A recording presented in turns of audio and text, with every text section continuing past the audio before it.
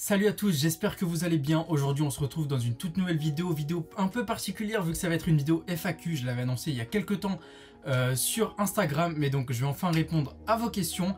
Et particulièrement j'aimerais également vous souhaiter une excellente année 2022, pleine de gains les gars. On va tout donner encore pour atteindre nos objectifs. Bien sûr, on dit toujours, ouais, il est nouvelle résolution, il n'y a pas vraiment de nouvelle résolution, c'est toute l'année pareil, il faut toujours se la donner au maximum, mais je trouve que c'est vraiment une bonne chose le fait de se dire en fait que c'est une nouvelle année, donc pour les personnes qui ont passé une mauvaise année l'année dernière, qui n'ont pas réussi à atteindre leurs objectifs les gars, c'est dès maintenant qu'il faut se la donner.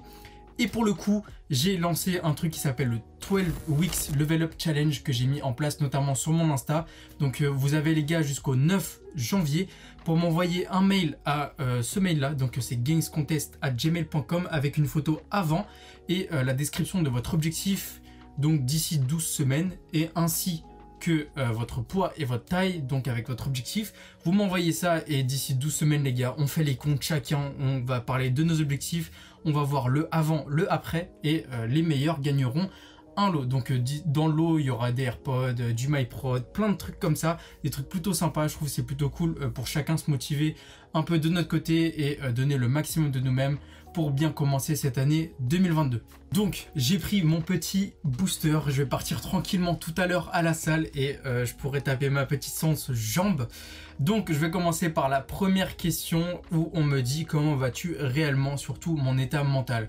Donc c'est plutôt intéressant cette question et déjà je remercie la personne qui m'a posé cette question de prendre des nouvelles un peu de mon état mental. Donc depuis la fin de la compétition qui est il y a quelques mois, c'était un peu compliqué.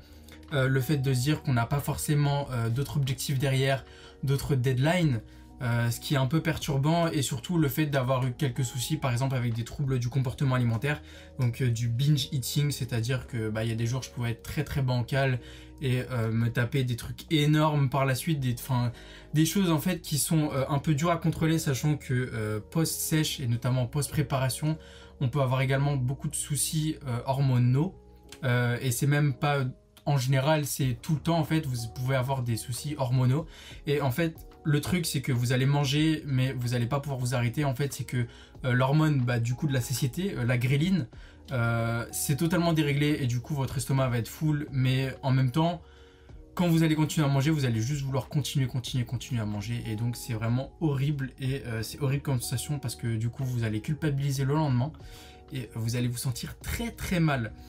Mais depuis tout ça, depuis les fêtes et notamment avec le 12 Weeks Level Up Challenge, je suis dans un tout nouvel état d'esprit. Donc j'étais vraiment mal niveau fin d'année vu que ma shape ressemblait plus du tout à rien. Vraiment les gars, je vous montrerai un avant après, mais ça ressemblait plus du tout à rien. Et le truc c'est que donc je me suis mis des nouveaux objectifs et là les gars je suis déterminé et je suis reboosté au max. Donc comment ça va actuellement? Là ça va plutôt bien, je suis vraiment boosté au max pour que ce soit produire un maximum de contenu, que ce soit pour YouTube, Insta, etc. Et également boosté dans mes objectifs, que ce soit pro, perso et tout ça.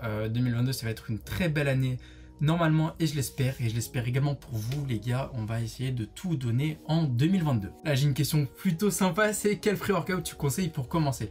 Donc vous savez que moi je suis un adepte des pré-workouts, donc j'adore ça vraiment, j'en consomme un peu trop en fait. Et sinon en termes de pré-workout pour commencer, je vous conseillerais tout simplement si vous pouvez vous passer de la caféine présente dans les pré-workouts, donc passer sur des pré-workouts sans caféine, ça existe sur le marché. Si vous voulez voir chez MyProtein, il y a un complément qui s'appelle The Pump qui est à prendre en poudre et en fait dedans vous allez juste avoir des composants actifs pour la congestion, pour durer plus longtemps pendant votre séance. Sinon vous avez aussi les pré-workouts avec de la caféine et là vous pouvez passer sur le Alpha Pré-Workout de chez MyProtein qui est extrêmement bien dosé, donc que ce soit en caféine et tous les composants à côté. Donc je vais vous conseiller ça et c'est juste que je vais vous conseiller de prendre juste une scoop en fait, c'est de ne pas dépasser les une scoop. Et après par la suite si vous commencez à vous habituer un peu trop, ce qui n'est pas forcément ouf, vous pouvez passer à 2 scoops éventuellement. Et après j'essaye quand même par exemple moi pour ma part de limiter un peu la caféine parce que j'ai un peu une consommation un peu trop élevée en caféine, que ce soit avec des monsters, avec du pré-workout, avec un peu tout ça.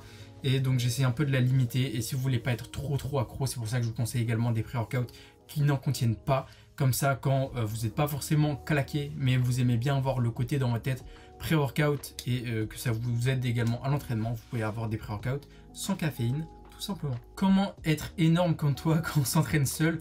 Est-ce qu'il y a besoin d'un coaching ou de créer son propre plan? Déjà merci, mais je suis pas spécialement énorme. Mais pour moi, le plus simple pour progresser à l'entraînement, en fait, ça va dépendre également de votre temps. Si vous avez le temps d'énormément apprendre et de prendre énormément de connaissances dès le début, bah allez-y. Essayez d'apprendre au maximum et le fait également d'avoir un coach peut vous permettre d'apprendre énormément. Après, si vous n'avez pas forcément le temps, bah justement, je vais aussi vous recommander d'avoir un coach, vu que c'est une personne qui va pouvoir vous structurer votre entraînement, vous structurer votre diète. Et par la suite, vous allez énormément apprendre en fait. Le but d'un coaching, c'est pas seulement de juste recevoir votre diète et votre training et vous entraîner la tête baissée. C'est également de comprendre un peu pourquoi tout ça est mis en place. Par exemple, moi quand Alex m'envoyait ma diète ou m'envoie mes trainings, je comprends très bien ce qu'il y a derrière. J'essaie de comprendre au maximum ce qu'il y a derrière même. Mais si je comprends pas, je vais peut-être lui demander ou n'importe. Le but, c'est vraiment de comprendre et par la suite... bah, voler de vos propres ailes en fait, mais quand on aime bien être structuré, pour ma part j'aime bien être structuré par exemple, donc j'aime bien recevoir mon training etc. et ne pas forcément trop me prendre la tête sur tout ça, mais je comprends entièrement mon training et ma diète. Donc pour moi le mieux quand vous souhaitez progresser bien sûr c'est de prendre un coach compétent, si possible diplômé, mais diplôme ne rime pas forcément avec connaissance et bonne maîtrise de votre objectif. Il y a des coachs qui vont être un peu plus spécialisés, par exemple dans le bodybuilding, d'autres un peu plus spécialisés peut-être dans la performance, le crossfit, etc. N'allez pas voir n'importe qui juste parce qu'il a un diplôme, ça veut vraiment rien dire. Et comme ça veut rien dire quelqu'un qui n'a pas de diplôme, en général ça peut être un peu plus effrayant, mais il y a des personnes qui ne vont pas avoir de diplôme, qui vont être plus qualifiées que d'autres pour répondre à votre objectif tout simplement. Donc choisissez la bonne personne et tout devrait très bien se passer et vous pouvez atteindre votre objectif dans les meilleures conditions. Donc là j'ai le poteau Imtarzan qui me dit est-ce que tu vas prendre de la masse comme un natty daddy? Donc est-ce que là je pars en période de prise de masse? Donc ça je vais vous en parler un peu plus dans la prochaine vidéo qui est ma vidéo par rapport à mon challenge. Mais est-ce que je vais prendre de la masse? Oui, l'objectif c'est de prendre de la masse, pas forcément d'aller trop vite et de reprendre autant de fat que j'avais pu le faire auparavant. Surtout que là en fait donc j'essaie à peu près pour vous dire un peu dans les grandes lignes de revenir à un bon physique très bien, très athlétique on va dire, et par la suite essayer de monter tranquillement les calories pour essayer de monter doucement, pas faire trop de tissu adipeux et essayer de monter mon métabolisme, car mon métabolisme il était vraiment très bas avant de commencer la cut et donc je vais essayer de le booster, on va essayer de le booster avec Alex au maximum pour essayer d'avoir un métabolisme qui peut taper peut-être les 3500 calories au moins ou les 3600, 3700 sans être forcément ultra gras et avec beaucoup de tissu adipeux. Et donc j'ai un peu une question qui vient un peu par la suite, c'est vas-tu réorienter ton programme perso suite à ta sèche, donc c'est-à-dire la correction de points faibles? Bien sûr, on a vu clairement mes points faibles lors de la compétition, enfin lors de ma sèche en général, donc les points sur lesquels je vais devoir améliorer. Après il y a des choses, je le savais très clairement avant, donc que ce soit par exemple les ischios, je vais toujours avoir un retard ischio, au du dos également, au niveau des trapèzes. C'est un peu toutes ces zones-là qu'il va falloir continuer à travailler. Après, niveau bras, par exemple, pec, j'ai pas forcément trop de soucis. Et niveau quad, ça allait. Donc, principalement, les zones à travailler surtout. Donc, ça va être les ischios, les hauts du dos, trapèze. Et normalement, on devrait avoir un plutôt bon physique par la suite. Et j'espère pouvoir afficher une très bonne shape avec une correction de tout ça d'ici peut-être, on va dire, 2 ans. Au moins de masse. Mais ça va prendre beaucoup de temps, le fait de corriger. Un point faible, ça restera toujours un point faible. Vous ne pouvez pas faire d'un point faible un point fort. Donc ce sera toujours inférieur. Mais on peut essayer de la donner au maximum pour pouvoir améliorer ces petits points et avoir le physique le plus harmonieux possible. Là, j'ai une question un peu drôle. C'est vu que tu es massif, est-ce que au boulot ou en cours, on te pose des questions? Est-ce que au boulot ou en cours, on me pose des questions? Bah, en cours, on peut me poser des questions. Mais après, en général, des personnes de notre âge, il y a énormément de personnes qui vont à la salle. Donc ça va être vraiment plus un côté amical, on va directement te parler en mode ouais tu vas à la salle, ouais est-ce que tu fais ci, est-ce que tu fais ça, etc. C'est plutôt sympa. Mais là où je taffe pour le coup, non, j'ai la chance qu'on me fasse pas chier par rapport à ça.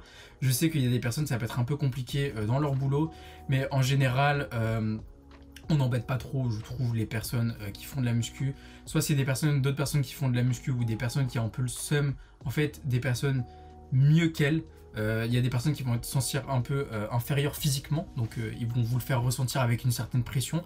Mais si c'est pas le cas, il n'y a aucun souci. Moi, dans mon cas, il y a zéro souci avec tout ça. On dit juste que je fais du sport. Il y en a, ils peuvent te poser des questions. Est-ce que tu fais du rugby? Est-ce que tu fais ci? Est-ce que tu fais ça? Mais bon, tu finis toujours par faire. Oui, je fais un peu de muscu. Je vais un peu à la salle. Alors qu'en vrai, tu vas 6-7 fois dans la semaine et tu te la donnes à 100%, t'as ta diète tout qui est calibrée à côté, mais tu fais oui, non, je vais un peu à la salle. Là, j'ai une question quels sont les principaux éléments sur lesquels se concentrer pour faire du muscle? Donc, le plus important pour faire du muscle, il y a plusieurs étapes. En fait, tout simplement, c'est d'avoir un programme structuré, ne pas aller dans le vide, ne pas aller à la salle sans savoir ce qu'on va faire. C'est une première étape. Ça, on peut le faire environ, allez, on va dire les 6-7 premiers mois, voire 1 an de muscu maximum. Mais ensuite, par la suite, ça va être vraiment beaucoup plus compliqué de faire du muscle et de devenir énorme en faisant un peu tout au hasard ou en faisant que, par exemple, du 4x12 ou tout ça. Je trouve que c'est un peu bête d'y aller juste la tête baissée et de pousser. C'est vraiment pas intelligent. Sinon, ça va être la base, hein, surcharge progressive, commencer par des exercices compound, donc ça va être des gros exercices polyarticulaires. Ensuite des exercices d'isolation tout simplement, donc commencer par un gros exercice polyarticulaire et aller par la suite sur un plus gros nombre de reps et d'exercices où vous allez avoir plus de sang du coup dans les muscles et vous allez avoir un peu plus de fatigue, du coup vous allez augmenter le nombre de reps et vous allez pouvoir normalement avoir un entraînement plutôt sympa et une bonne progression. Après c'est du cas par cas, etc.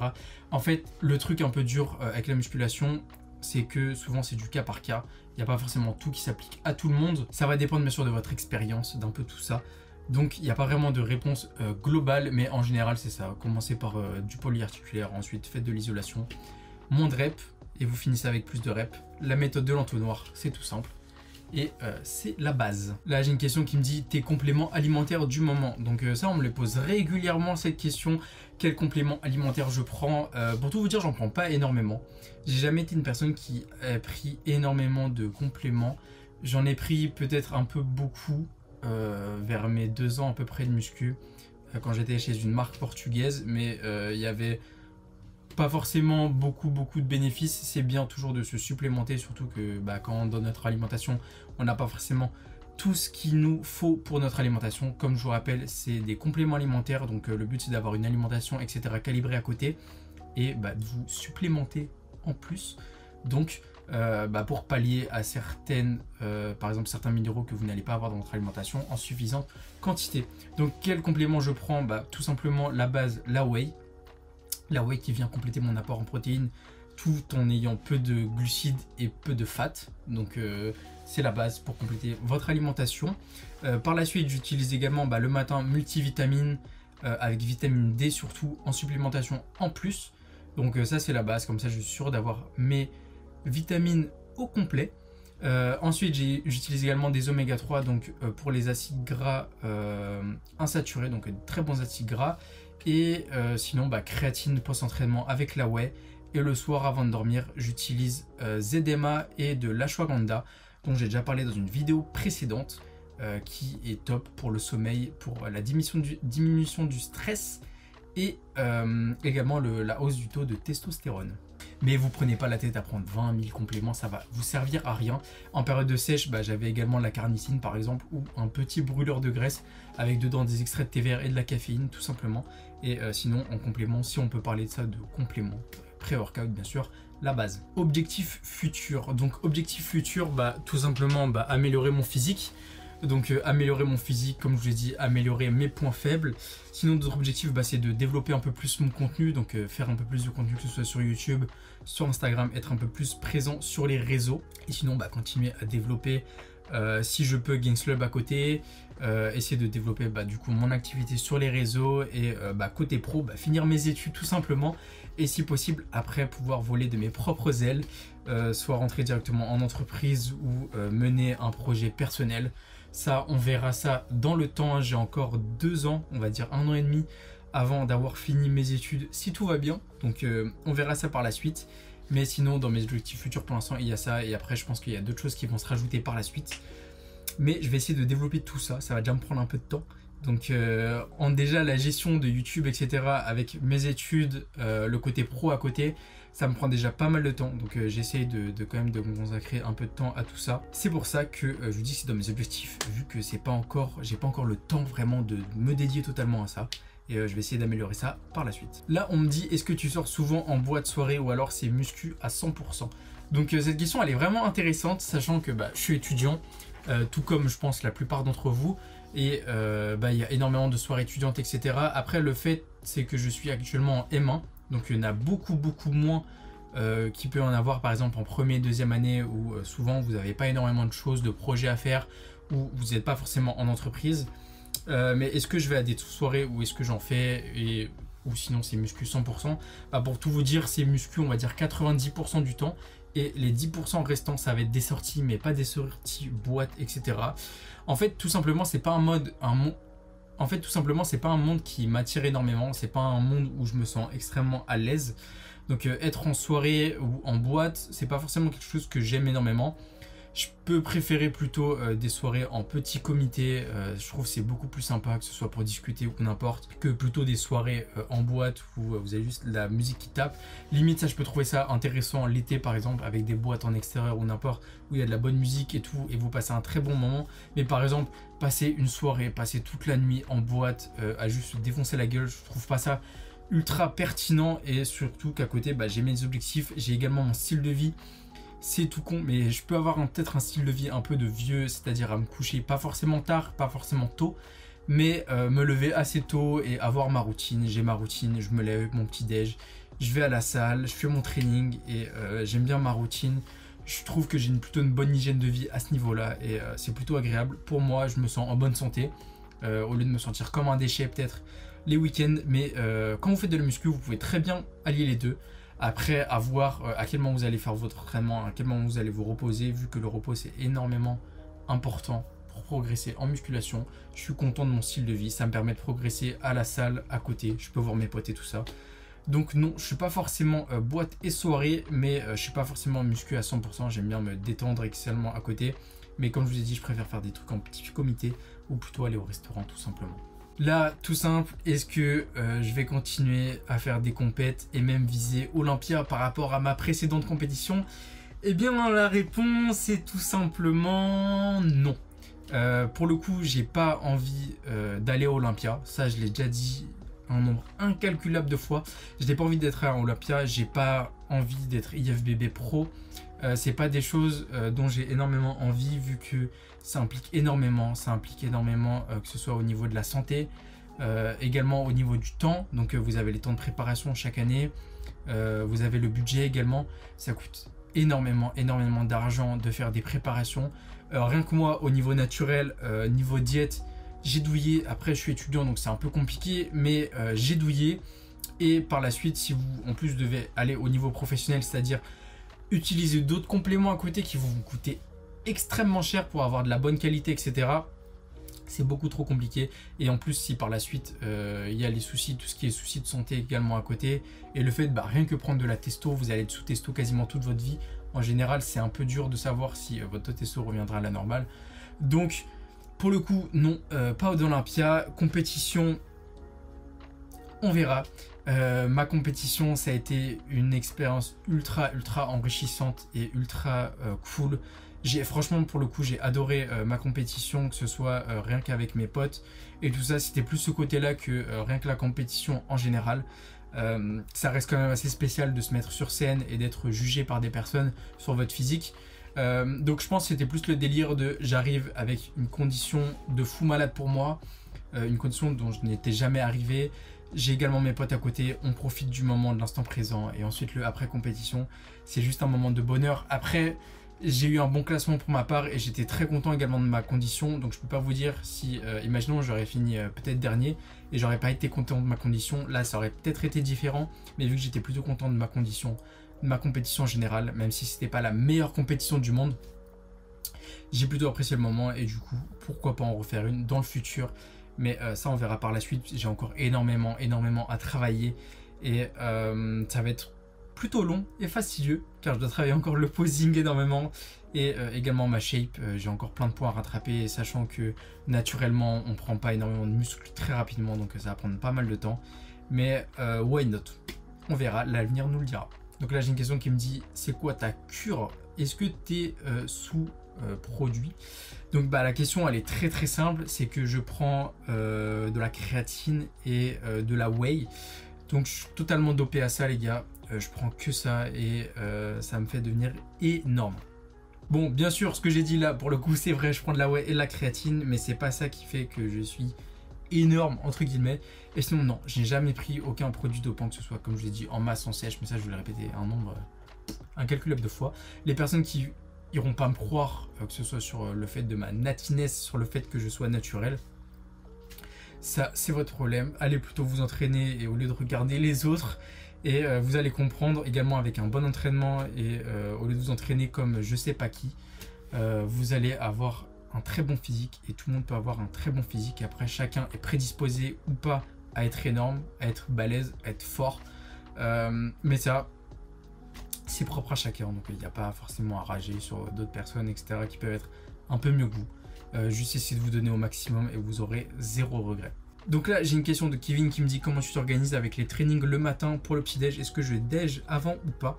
Donc actuellement, de temps en temps, je reprends un peu les trainings matinaux. Donc c'était quelque chose que je faisais énormément pendant la sèche, vu que je n'avais pas vraiment le temps, sachant que je devais taper environ peut-être 40 minutes de cardio.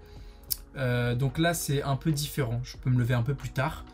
Mais sinon, ce que je fais, c'est soit je mange un peu avec de la crème de riz, comme j'en parlais avant, pour essayer de digérer plutôt rapidement, ou sinon j'y vais à jeun tout simplement et ensuite je prends mes carbs par la suite.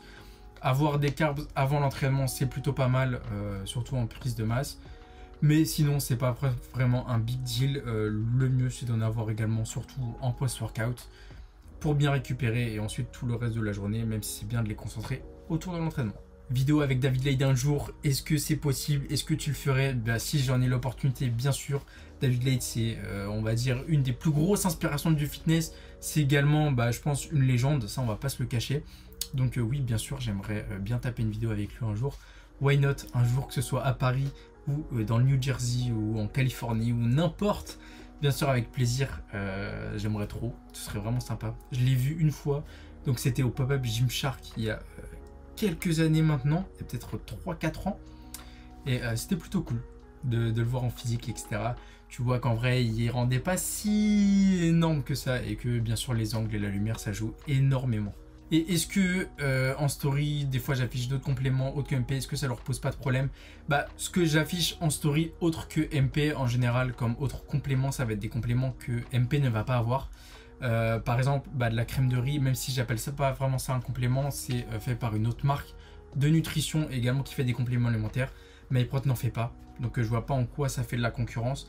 Après sur d'autres trucs comme les pré-workouts, les pré-workouts avec certains composants comme la DMA, MyProt le fait pas également, mais bon ça je vais pas forcément plus le partager qu'autre chose vu que j'en prends beaucoup moins et je préfère passer sur des pré-workouts un peu plus simple et naturel comme l'alpha pré-workout. Et sinon c'est comme je vous ai dit, si c'est en concurrence avec MyProtein, forcément je vais pas le montrer et de toute façon je vais pas en consommer. Je consomme 99% du MyProtein, donc voilà, je vous montre ce que je consomme totalement et donc ça leur pose pas de problème vu que je suis totalement transparent avec tout ça. Et donc voilà, j'espère que la vidéo vous a plu les gars. Donc prochaine vidéo, on va vous parler de mes objectifs. Ce sera peut-être avec Alex. Donc je vous parlerai en détail de mes objectifs, du avant, du après et d'un peu du challenge. Donc vous avez, n'oubliez pas, jusqu'au 9, donc jusqu'à ce dimanche 9 janvier. Même si la vidéo est sortie un peu tardivement, je suis désolé les gars. La vidéo, donc vous avez jusqu'au 9 pour m'envoyer vos photos. Donc double biceps de face et double biceps de dos. Avec vos jambes si possible, homme, femme, n'importe. Que ce soit votre objectif masse ou sèche. On va faire 2 catégories différentes, donc du coup 4 avec les femmes. J'attends vos transformations, on est déjà plus de 60 à faire ce challenge, donc les gars n'hésitez pas, c'est gratuit et vous allez juste avoir du positif, que ce soit vous personnellement ou vous pouvez gagner des lots.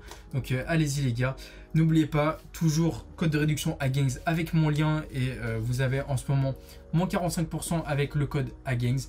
Moi je vous dis à la prochaine pour une nouvelle vidéo, c'était Arthur Gains.